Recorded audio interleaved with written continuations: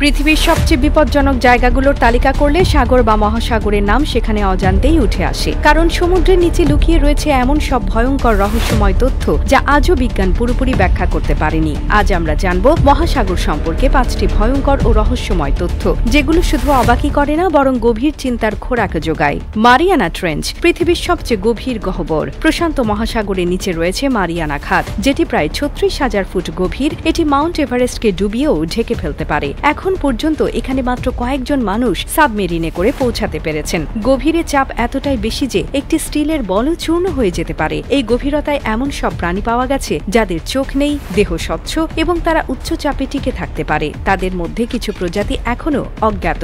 ব্লুপ রহস্যময় শব্দ। 1997 সালে national oceanic and atmospheric administration NOAA দক্ষিণ প্রশান্ত মহাসাগরের এক জায়গা থেকে একটি বিশাল আওয়াজ রেকর্ড করে। এটি এতটাই জোরে ছিল যে 1000 কিলোমিটার দূর থেকেও শোনা গিয়েছিল। তারা একে নাম দেয় ব্লুপ। শব্দটি এত অস্বাভাবিক ছিল যে বিজ্ঞানীরা ধারণা করেছিলেন এটি কোনো বিশাল অজানা সামুদ্রিক প্রাণীর উৎস।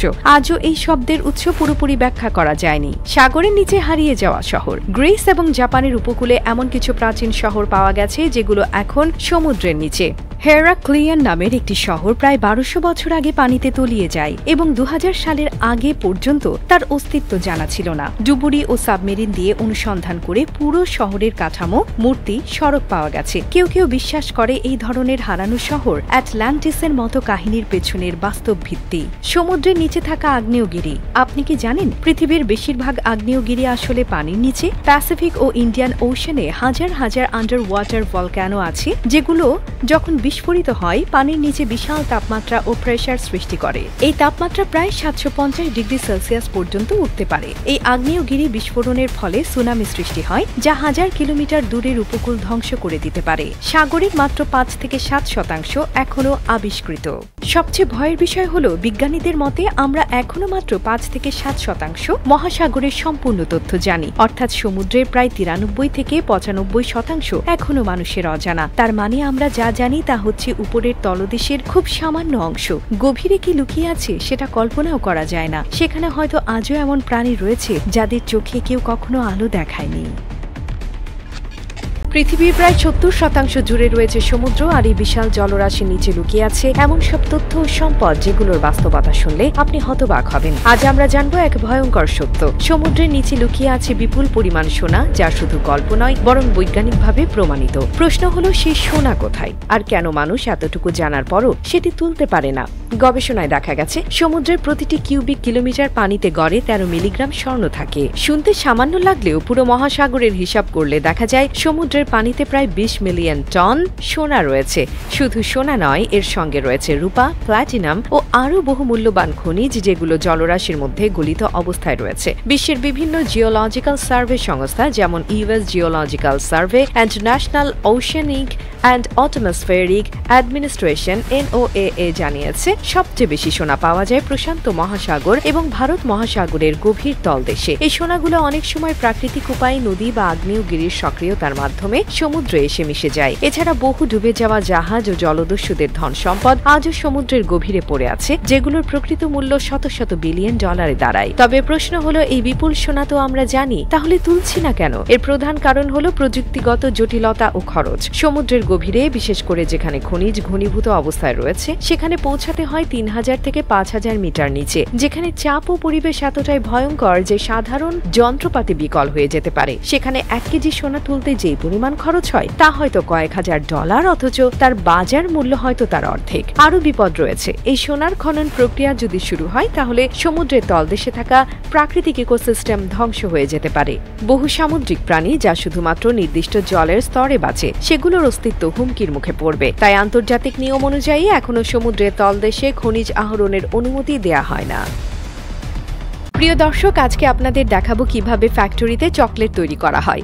আমরা সবাই কম বেশি চকলেট খেতে ভালোবাসি। দুধ chocolate, dark chocolate, caramel chocolate, wafer chocolate, আরও কত কি।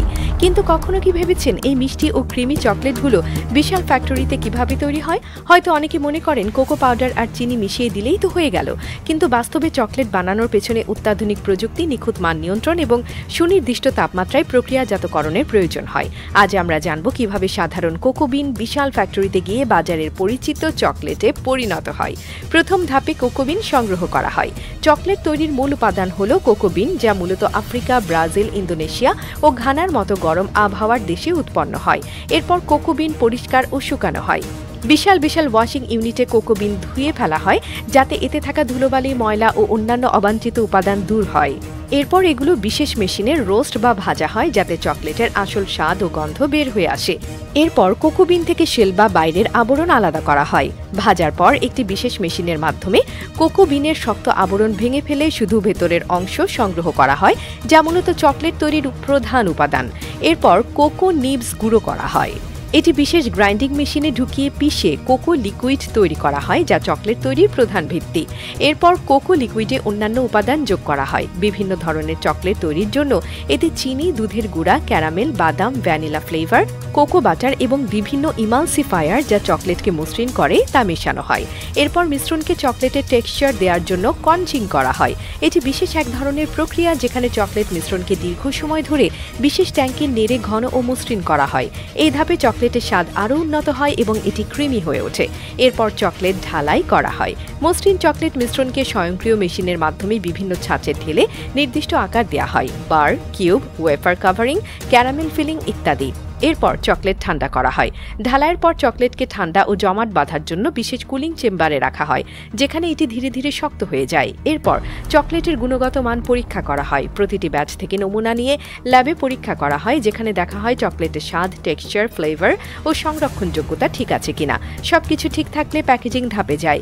আধুনিক স্বয়ংক্রিয় মেশিনের মাধ্যমে প্রতিটি চকলেট নির্দিষ্ট ডিজাইনের র্যাপে মোড়ানো হয় এবং ব্র্যান্ড লোগো ও তথ্য ছাপানো হয়। সবশেষে চকলেট বাজারে পাঠানো হয়, যেখান থেকে আমরা কিনে মিষ্টি স্বাদ উপভোগ করি।